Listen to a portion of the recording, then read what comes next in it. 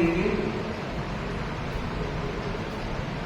शांति दीदी, सहवर्तनी साध्वी परिवार, समागत श्रावण कार्यक्रम 111वां जन्मोत्सव निम्नों के विस्तार से आज की चर्चा बड़ी महत्वपूर्ण है। 111 में 3 एक बार एक साथ है। एक बार मैंने चर्चा की थी कि कोई जब अगर प्रारंभ करता है तो 11:11 पर 1:11 पर 3 और 4 एके होते हैं। तो आज 3 एके एक साथ है। मैं सोच रही हूं 9:15 बजे से हम इस कार्यक्रम को संपादित कर रहे हैं। अनेक वक्ताओं ने अपनी भावनाएं अभिव्यक्त की और गुरुदेव तुलसी के जो अवदान है, ऐसा लग रहा है हर वक्ता ने अवदान की चर्चा प्राय की। उसके बाद भी लगता है वो एक ऐसा व्यक्तित्व था, कुछ भी अवदान नहीं, अवदानों की एक श्रृंखला देकर चला गया, किरण के कोट रख करके चला गया। और आज भी हमें लग रहा है कि जो कुछ हम 13 धर्म संघ का विकास देख रहे हैं, उसमें परम पूज्य गुरुदेव भिक्षु स्वामी, परम पूज्य गुरुदेव दयाचार्य सिंह, परम पूज्य गुरुदेव कालूगढ़ी, अब उसके बाद अगर मैं कहूं धर्म संघ को नवीनता की ऊंचाइयां देने में गुरुदेव तुलसी का अग्रणी स्थान है। आचार्य तुलसी ने जो अवदान दिए, इतने अवदान एक व्यक्ति कैसे दे सकता है, आज कुछ चर्चा करूं। आचार्य तुलसी का जीवन इतना सार्थक और सफल रहा, जीवन की यात्रा देदीप्यमान रही। उसके पीछे उनके 3 जीवन के सूत्रों की मैं चर्चा करूं। पहला उनका जीवन सूत्र, जिसको बड़ी निकटता से हमने महसूस किया है, वे फरमाया करते थे कि अगर कोई व्यक्ति बड़े काम करना चाहता है, अपने जीवन में सफल होना चाहता है, तो पहला सूत्र होगा स्वभाव में सौम्यता। और हमने अनुभव किया है, आप लोगों ने भी अनुभव किया होगा कि वो कितने सौम्य स्वभाव के थे। बड़ा आ जाए, छोटा आ जाए, हर मन अजीज तेरे, क्योंकि उनके स्वभाव में सौम्यता थी। आप और हम इस बात को जानते हैं कि लोग घर बदलते हैं, लिबास बदलते हैं, रिश्ते बदलते हैं, दोस्त भी बदलते हैं, बावजूद उसके परेशान रहते हैं। क्यों? क्योंकि स्वभाव नहीं बदला। एक भूल वो पूरी उम्र करता रहा, एक भूल वो पूरी उम्र करता रहा। पहुंचना था चेहरे को, वो दर्पण ही पहुंचता रहा। पहुंचना था चेहरे को, वो दर्पण ही पहुंचता रहा। जब तक स्वभाव में सौम्यता नहीं आएगी, कोई भी व्यक्ति न जीवन में सफल हो सकता है और न किसी उत्तम और श्रेष्ठ संकल्प को पूर्णता दे सकता है। दूसरी बात, उनके जीवन की और जीवन की सार्थकता के सूत्रों की तलाश में मुझे लगता है दूसरा सूत्र अगर कोई हम पकड़ना चाहें तो वह था वाणी की मधुरता। आपने कई बार महसूस किया होगा, आज तो फ्लाइट से उड़ के लोग बहुत जल्दी पहुंच जाते हैं, मगर एक जमाना ऐसा भी था कि ट्रेन से एक से दूसरी जगह पहुंचने में कई दिन लग जाते थे। 2000 लगभग विक्रम संवत 16 का चातुर्मास या 15 का कोलकाता में था, तो खली से जाने वाले 3-4 दिन में कोलकाता पहुंचते थे। उन व्यक्तियों ने जब बताया कि महाराज गुरुदेव के दर्शन के पूरे रास्ते में थक गए थे, मगर जैसे ही दर्शन किए और गुरुदेव ने जयकारे के साथ हो आ गए, सारी थकान समाप्त हो गई। क्यों? क्योंकि उनकी वाणी में मधुरता थी।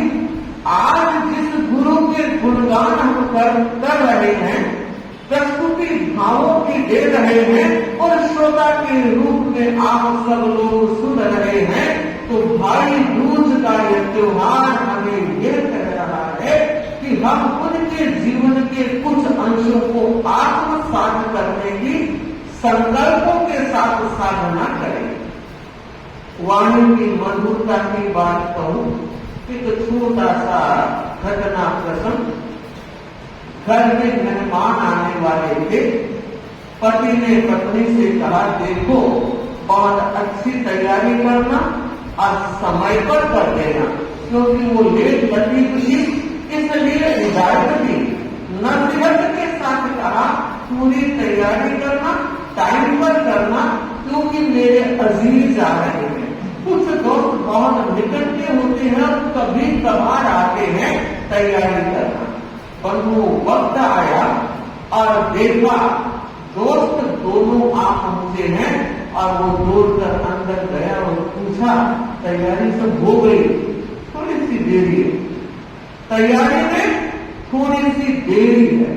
और गुस्सा, और गुस्सा आया तो ऐसा आया, बोलने का विवेक खत्म हो गया। और ऐसा ही होता है, गुस्सा जब आता है, आता तो अकेला है, मगर हमारे सारे गुणों को ढक देता है।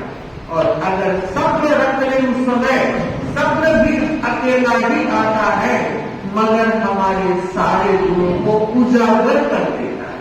तो बंधु गुस्से में कुछ समझ नहीं पाया। आप अंत जब बोलने लगा तो पत्नी ने कहा, कितनी देर हो गई बोल रहे हो? और बंधु जब वो चुप नहीं हुआ तो पत्नी ने कहा, अरे और तुमने भोंकना बंद। बंधु शब्द सुने और पति ने कहा, तू क्या क्यों चुप है? बंधु बच्चा बैठा था, दोनों मेहमानों ने पूछा, बच्चे तुम कौन हो, क्या नाम है तुम्हारा? तो उसने कहा, साहब मैं कुकरिया हूं, मैं कुकरिया हूं। 3 बार उसने जब कुकरिया शब्द का उच्चारण किया और माँ बाप के कान में पड़ा तो पिता ने कहा, नारायण करके क्या बोल रहा है? कि कुछ भी नहीं बोल रहा पापा, जिसका पिता कुत्ता है, जिसकी माँ कुत्ती है, तो वो कुकरिया हुआ ना। आप हंस रहे हैं, हंसी आ सकती है, मगर उस बच्चे के व्यवहार में माँ बाप दोनों को एक नसीहत देगी कि आज के बाद कभी ऐसा नहीं करेंगे, कंट्रोल रखेंगे। और मैं परिषद से कहना चाहती हूँ, कई बार यह चूक हो जाती है। आज के दिन से हम गुरुदेव के गुणगान कर रहे हैं, सुन रहे हैं, हमारी भक्ति वर्धमान रहनी चाहिए, मगर उसके साथ साथ मैं कहना चाहूंगी, तुलसी को माने मगर साथ साथ संकल्प करे तुलसी की माने। तुलसी को माने, तुलसी की माने। तो ये की मानने का एक रास्ता है कि उन्होंने हमेशा मधुर वाणी का व्यवहार किया है, आने वाले के दिलों को जीत। तीसरा, उनके जीवन का अगर कोई महान सूत्र था तो वह थी उनके व्यवहार की शालीनता। कोई भी आया, आज भी आपको याद होगा कि किस तरह आज श्री तुलसी इतने लोगों के दिल में विराजमान हो गए। दिल में कोई अगर विराजमान होता है, अगर कोई किसी का दिल जीतता है, तो ये 3 ही सूत्र काम में हैं। वरना तो आदमी देखे, दुनिया के इतिहास को पढ़े, सिकंदर पूरी दुनिया जीत कर भी जाते वक्त खाली हाथ नहीं गया था। और जो व्यक्ति इस तरह अपनी शालीनता के कारण दूसरों के दिलों में स्थान बना लेता है, व्यवहार की शालीनता हमें सीखनी चाहिए।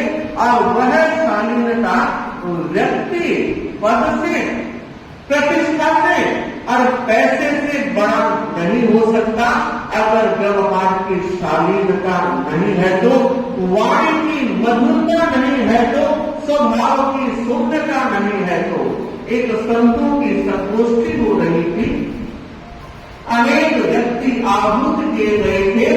एक अरबपति व्यक्ति भी उस गोष्ठी में इनवाइट था और एक लखपति भी इनवाइट था। आप देखिए, अरबपति व्यक्ति एरोप्लेन से आया, फ्लाइट से आया, जल्दी आ गया था और उसने देखा संत महाराज बैठे हैं, लोग भी बैठे हैं, वो भी अपने स्थान पर आकर बैठ गया। मीटिंग शुरू नहीं हो रही थी और उसने पूछा, बाप जी क्या देरी है?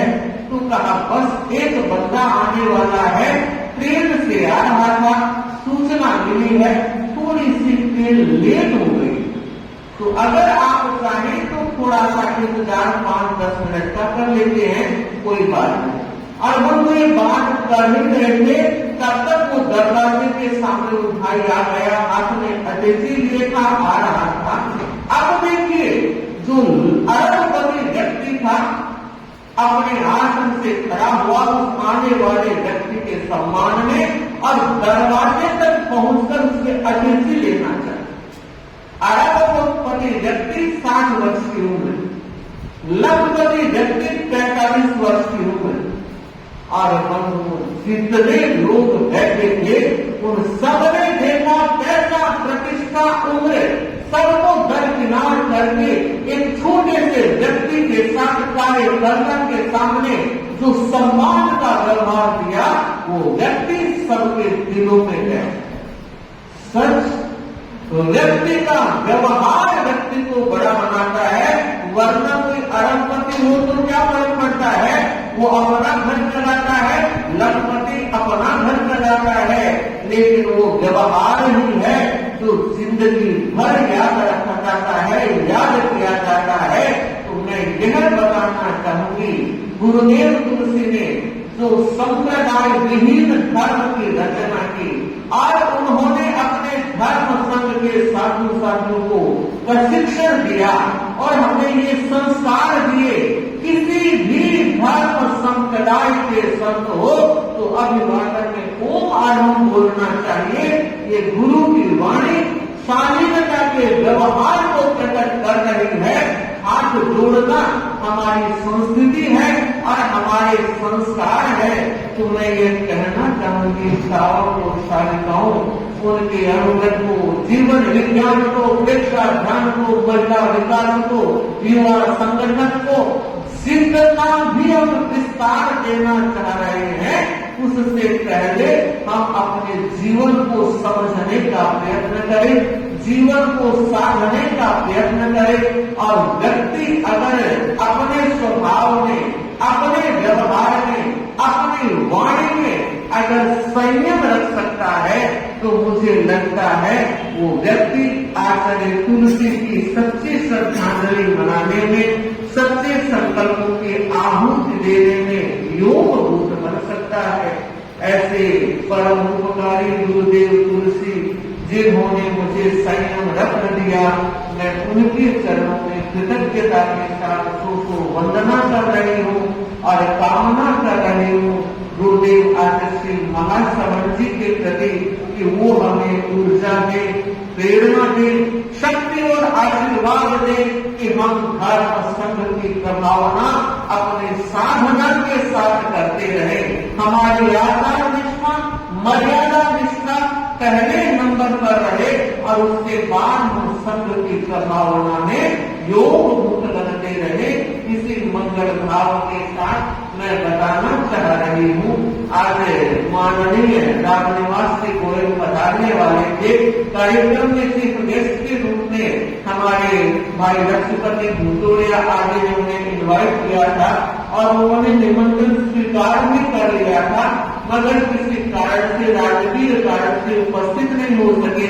उन्होंने अपना लिखित संदेश भेजा है, उसका वाचन भाई सभा के मंत्री वीरेंद्र जी कर रहे हैं। मैं पूनम दीदी और सुकांति दीदी के प्रति भी बहुत बहुत कृतज्ञता ज्ञापित करती हूँ। कि हमारे छोटे से निवेदन पर वो दोनों बनाए हैं ऐसी सरलता समय बने रहे, आपका भी आध्यात्मिक विकास होता रहे। हम चाह रहे हैं कि इसी तरह मंच शोभायमान रहे और हमारे सावक और सालिकाएं अपने जीवन को नई दिशा के आज बताना यह भी चाह रही हूँ। बॉम्बे से लगभग 2 व्यक्ति आए हैं, कन्हैया लाल जी, शांति लाल जी, पीयूष, नरेंद्र, अंजू, कुसुम, ये सारे आए हैं।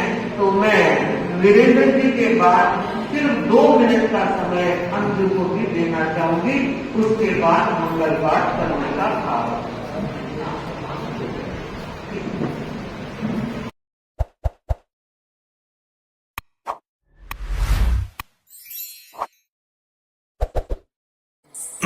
क्या अविद्यानामन्तस्तिमिरमिहिरद्वीपनगिरे